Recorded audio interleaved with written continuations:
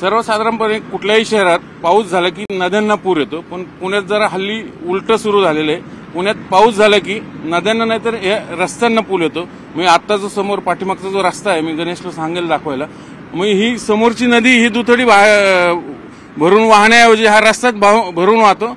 कारण काय तर सगळे नदी नाले जे आहे पुण्याच्या रस्त्यातले, आपल्याला माहिती आहे पुण्याचा आकार हा भौगोलिकदृष्ट्या लाईक ए सॉस म्हणजे बशीसारखा आहे, पण हे नदी नालेच वळवल्या गेल्यामुळं ह्या शहराची अवस्था आज खूप वाईट झाली। म्हणजे 50-60 मिलीमीटर जरी पाऊस पडला तर शहर तुंबतं। म्हणजे मुंबईसारखी तुंबई जशी होती, मुंबईची तुंबई, तसं पुण्याचं हे अक्षरशः पाण्यात डुबून जातं। याला जबाबदार कोण? तर ऑब्व्हियसली इथले राजकारणी, इथले भ्रष्ट अधिकारी हे सगळे आहेत।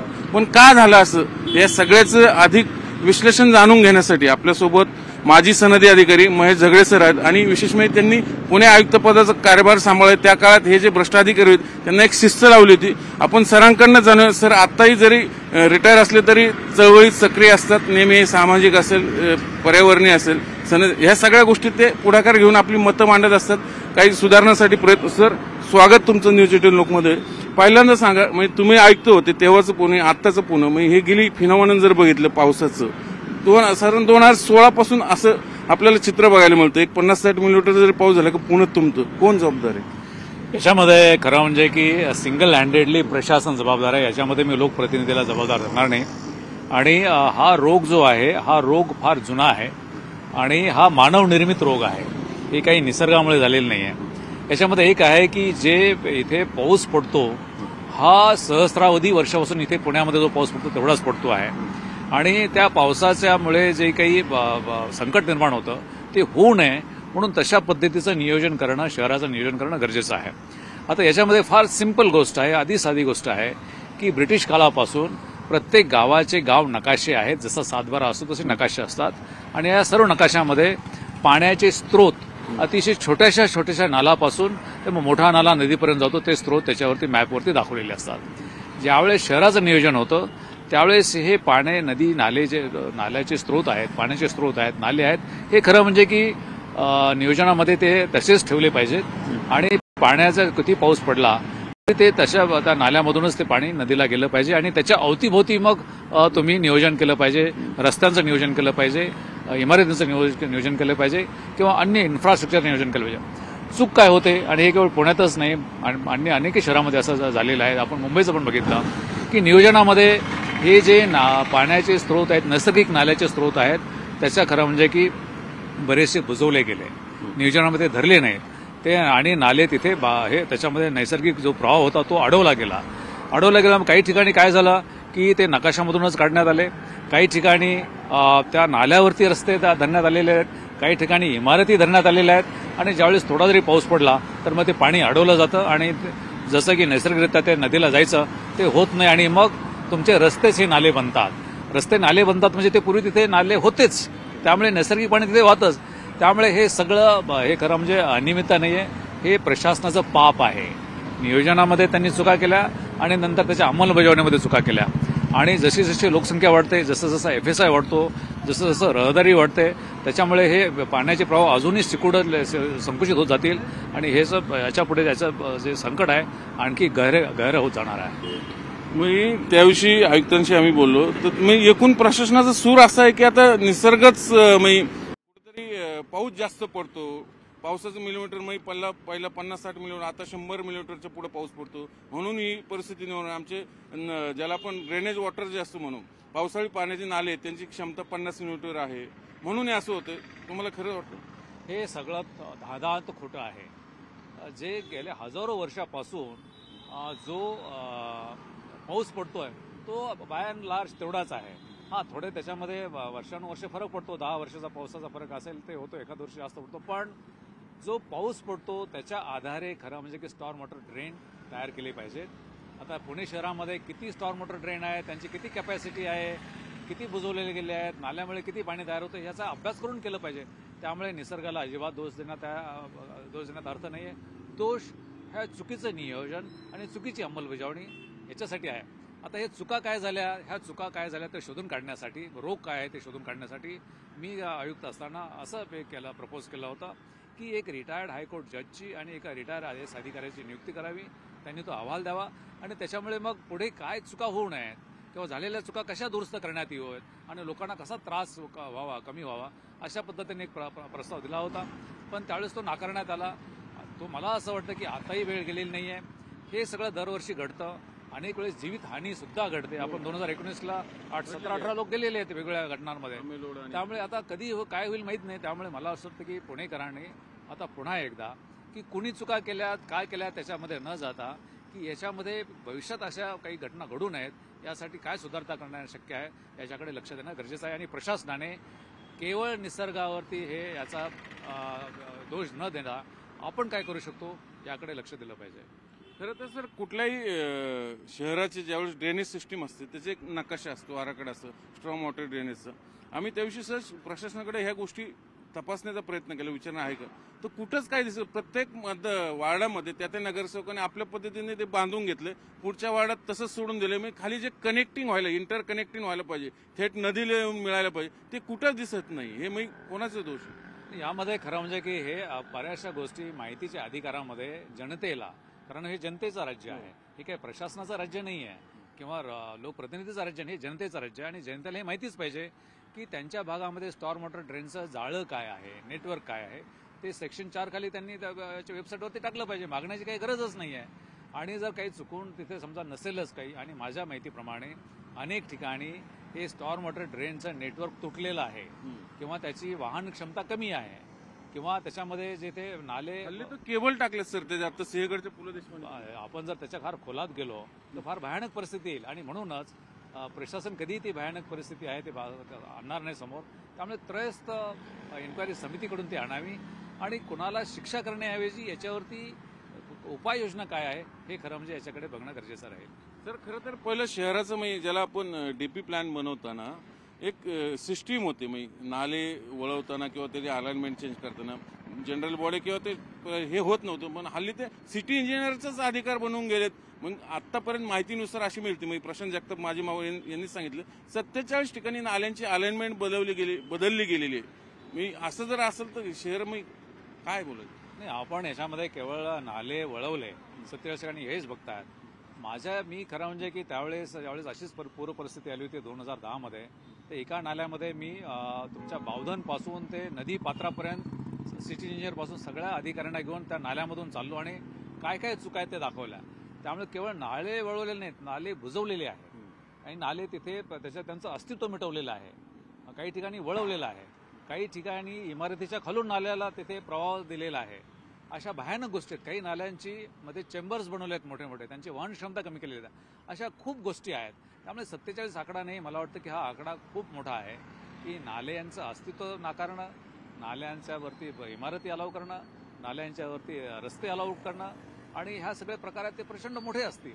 त्यामुळे या एरियामध्ये जे काही हवामानामुळे पावसामुळे तुमचं पाणी पडतं, ते पाणी पावसामध्ये दररोज किती जास्त पाऊस आला तर नदी पात्राला कसं जाऊन मिळेल ताबडतोब, रस्ते तुमचे कसे ड्राय राहतील, अशा पद्धतीची योजना खरं म्हणजे यांनी अंमलात आणली पाहिजे. हे शक्य आहे, पॉसिबल आहे, हे शक्य आहे.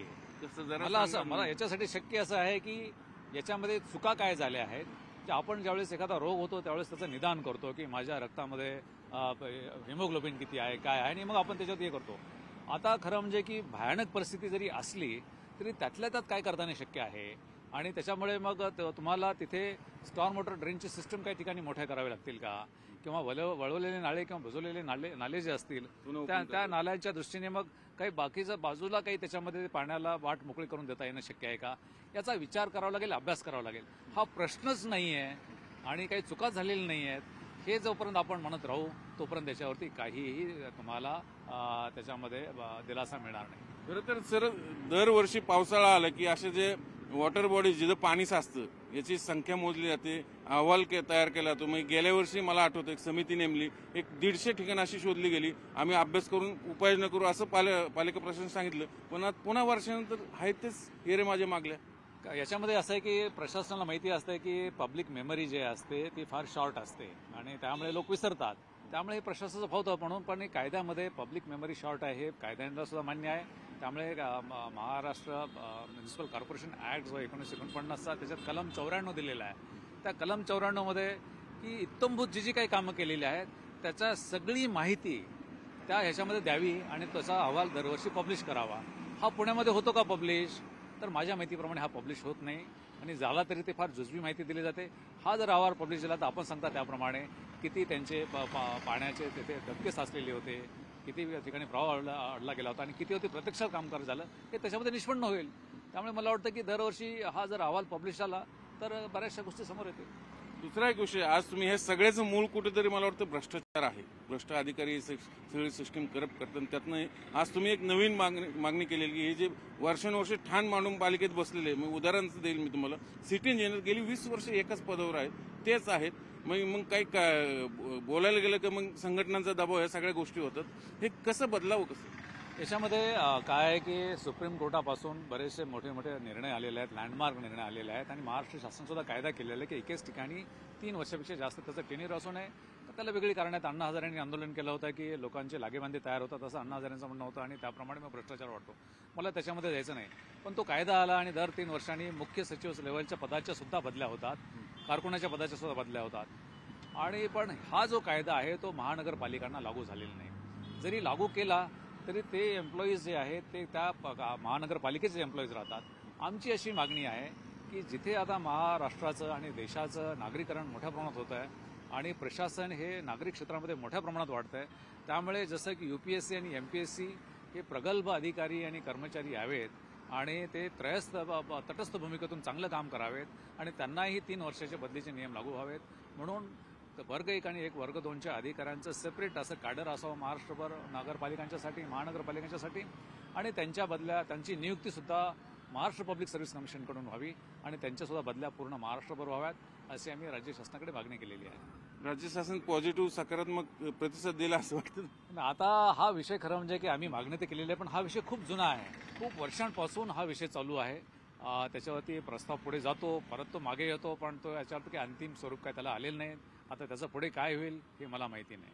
सर, शेवटचा प्रश्न, तुम्ही तशा आता पुणेकर आहात, हे शहर चालवलेलं आहे आयुक्त म्हणून तुम्ही. हे शहर पुन्हा जे पेन्शनरचं पुणे, जे निसर्गरम्य पुणे होतं, ते पुन्हा जागेवर आणण्यासाठी काय केलं पाहिजे? त्याच्या आणण्यासाठी खरं म्हणजे की राज्य शासनाने 2015मध्ये PMRDA नावाची एक संस्था स्थापन केलेली आहे आणि पुण्याचं आता सॅच्युरेट झालेलं आहे आणि पुण्याचं जे पूर्वीचं जे पेन्शनर शहर होतं ते संपलेलं आहे. त्यामुळे इतर काही शहरं आजूबाजूला बसून आणि पुण्यातली जी कंजेस्टेड परिस्थिती आहे ती बाहेर काढून तिथे नवीन शहरामध्ये रोजगार, चांगलं जीवनमान आणि हे सगळं व्हावं म्हणून हे असं केलेलं आहे.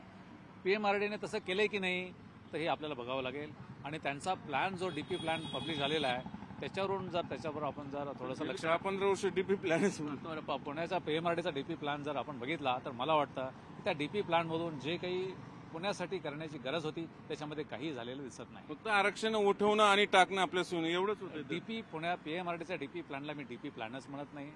ते काहीतरी त्याचं रिझर्वेशन आपण म्हणतो त्याप्रमाणेच आहे. तो DP प्लॅन नाही.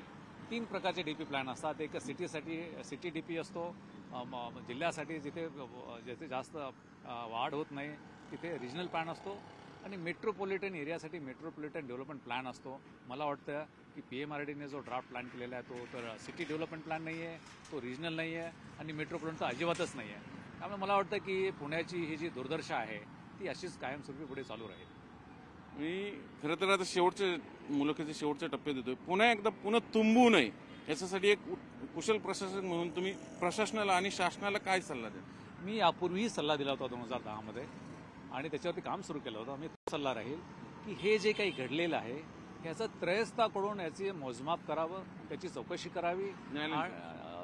करावी, जे काही तुमची प्रशासकीय असेल की न्यायालयीन असेल जे काही असेल आणि त्याच्यामध्ये जे काही तांत्रिक चुका झाल्या त्या शोधून काढून त्या चुकावरती काय उपाययोजना करता येणं शक्य आहे ती करावी आणि त्याच्यासाठी त्याची अंमलबजावणी करावी. याच्याशिवाय दुसरा पर्याय नाही. हे होते महेश जगडे साहेब. हे खरं तर पुण्याचे आयुक्त राहिलेले आहेत. यांनी त्यांच्या काळात ज्यावेळेस पूर आला होता त्यावेळेस काय करायला पाहिजे हे त्यांनी प्रत्यक्ष प्रॅक्टिकल करून अधिकाऱ्याला ते नाल्यातनं चालून दाखवलं होतं काय करायला पाहिजे. पण ते गेल्यानंतर पुन्हा जैसे ते सुरू झालं आणि आज ही परिस्थिती बघू शकतो पुण्यात. ही खरं तर नदी आहे पण या नदीला अक्षरशः गटारगंगेचं स्वरूप आले आणि नाले तर सगळे बुजून टाकले, वळवलेत, तिथे बिल्डिंग उभारायला लागल्यात. काही ठिकाणी त्याची अलाइनमेंट बदलली. त्याच्यामुळे आज शहराची अवस्था ही पुण्यात ही झालेली, जशी मुंबई तुंबते तसं पुणे तुंबते आणि याला जबाबदार केवळ प्रशासकीय चुकाच नाही तर आपलं भ्रष्ट प्रशासन आहे. म्हणून सुनियोजित शहर जर पुन्हा एकदा स्थापित करायचं असेल तर त्याचा आमूलाग्र बदल केले पाहिजे. आणि जे पुन्हा का तुमचं याची एक चौकशी समिती नेमून अगदी न्यायालयीन का होणार एक माजी न्यायाधीश घेऊन आणि ज्या चुका आहेत तांत्रिक असेल प्रशासकीय असेल त्या चुका दूर करून रेक्टिफाय करून त्याच्यावर अहवाल करून तशी अंमलबजावणी केली तरच पुन्हा एकदा पहिल्यासारखं होईल आणि पाणी तुंबणार नाही. आशा करूया प्रशासन झगडे सरांच्या सूचनेचा आदर करेल आणि ते अंमलात आणेल. व्हिडिओ जर्नलिस्ट गणेश कदमसह चंद्रांत फुंदे, न्यूज 18 लोकमत, पुणे.